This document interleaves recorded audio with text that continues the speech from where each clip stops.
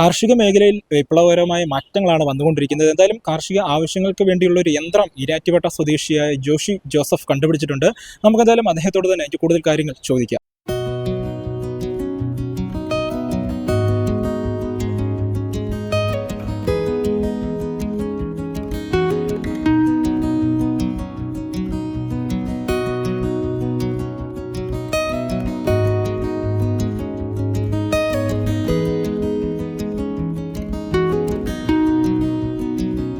ഇത് മെഷീന് ഞാൻ ഒരു കോവിഡ് കാലത്താണ് ഈ മെഷീന് ആദ്യമായിട്ട് നിർമ്മിക്കുന്നത്.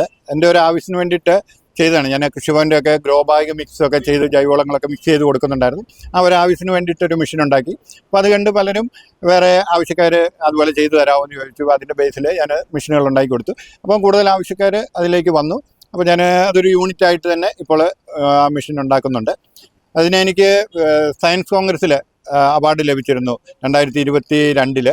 2023 റൂറൽ ഇന്നൊവേഷൻ അവാർഡ് ലഭിച്ചിരുന്നു. അത് കഴിഞ്ഞിട്ട് ഒരു ഇൻ്റർനാഷണൽ പ്രോ ലിനോവ എന്ന് പറഞ്ഞ ഒരു ഓർഗനൈസേഷൻ കെനിയായി വെച്ച് 2024 ഒരു ഇൻ്റർനാഷണൽ മീറ്റ് നടത്തി. ഗ്രാമീണ ഗവേഷകരുടെ ചെറുകിട കണ്ടുപിടുത്തങ്ങളെ പ്രോത്സാഹിപ്പിക്കുക എന്നുള്ള ഉദ്ദേശത്തിലാണ് അവരത് നടത്തിയത്. അപ്പോൾ അതിൽ ഇന്ത്യയിൽ നിന്ന് 2 ഇന്നൊവേഷനുകളാണ് അവർ സെലക്ട് ചെയ്ത് അവിടെ വീഡിയോ ആയിട്ട് അവതരിപ്പിച്ചത്. അവർ അതിൻ്റെ നോഡൽ ഓഫീസർ ഇന്ത്യയിലുള്ള ആൾ ഇവിടെ വന്ന് അതിൻ്റെ വീഡിയോകളൊക്കെ എടുത്ത് അവിടെ കൊടുത്തിരുന്നു. അപ്പോൾ ഓൺലൈനിൽ ഞാനും അതിൻ്റെ അകത്ത് പങ്കെടുത്തിരുന്നു. അന്ന് അവിടെ എനിക്ക് കിട്ടിയ അവാർഡാണ് ഞാൻ ഇന്നിവിടെ അനൗൺസ് ചെയ്തത്.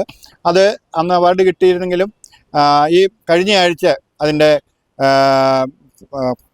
ഒരു ഡയറക്ടർ ഇവിടെ വരികയും അത് എനിക്ക് നേരിട്ട് നൽകുകയും ചെയ്തു. അതിൻ്റെ ഫോട്ടോയൊക്കെയാണ് ഞാൻ നിങ്ങൾക്ക് തന്നിരിക്കുന്നത്.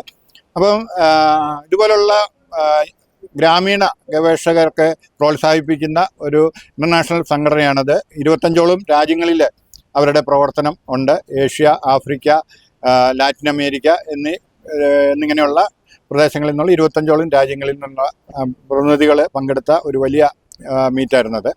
അത് ഈ വർഷം കേരളത്തിൽ വെച്ചാണ് ആ മീറ്റ് നടക്കുന്നത്. അതിനെപ്പറ്റിയുള്ള ചർച്ചകൾക്ക് ആയിട്ടാണ് നെതർലൻഡിൽ നിന്നുള്ള പ്രതിനിധിയാണ് വന്നത്. അവരത് ചർച്ചകൾ നടത്താനായിട്ട് വന്നപ്പോഴാണ് എനിക്ക് സർട്ടിഫിക്കറ്റ് അവർ എൻ്റെ യൂണിറ്റ് വന്ന് എനിക്ക് നൽകിയത്. ആ മീറ്റിനെ പറ്റിയുള്ള കാര്യങ്ങളൊക്കെ അവർ അനൗൺസ് ചെയ്യേണ്ടതാണ്. അതുകൊണ്ട് ഞാനതിനെപ്പറ്റി എവിടെയാണ് എന്താണെന്നുള്ളതൊന്നും ഞാൻ പറയുന്നില്ല എന്നുള്ളതേ ഉള്ളൂ. എങ്കിലും നവംബറിലാണ് ആ മീറ്റ്. നവംബർ 10 തുടങ്ങി 16 വരെ ആ മീറ്റ്. അപ്പോൾ ഏകദേശം 25ഓളം രാജ്യങ്ങളിൽ നിന്നുള്ള പ്രതിനിധികൾ ആ മീറ്റിൽ പങ്കെടുക്കുന്നുണ്ട്. അവിടെയും എനിക്ക് എൻ്റെ മിഷൻ അവതരിപ്പിക്കാനും എനിക്ക് അവിടെ ഇത് പറയാനും ഉള്ള അവസരമുണ്ട്. ഇതിനെപ്പറ്റി നേരിട്ട് ലൈവായിട്ട് അവതരിപ്പിക്കാനുള്ള അവസരം അവർ തരുന്നുണ്ട്. ഈ മെഷീൻ ഇന്ന് വ്യത്യസ്തമായ പല ആവശ്യങ്ങൾക്ക് ഉപയോഗിക്കാവുന്ന രീതിയിലാണ്. ഞാനത് ആദ്യം പറഞ്ഞില്ല.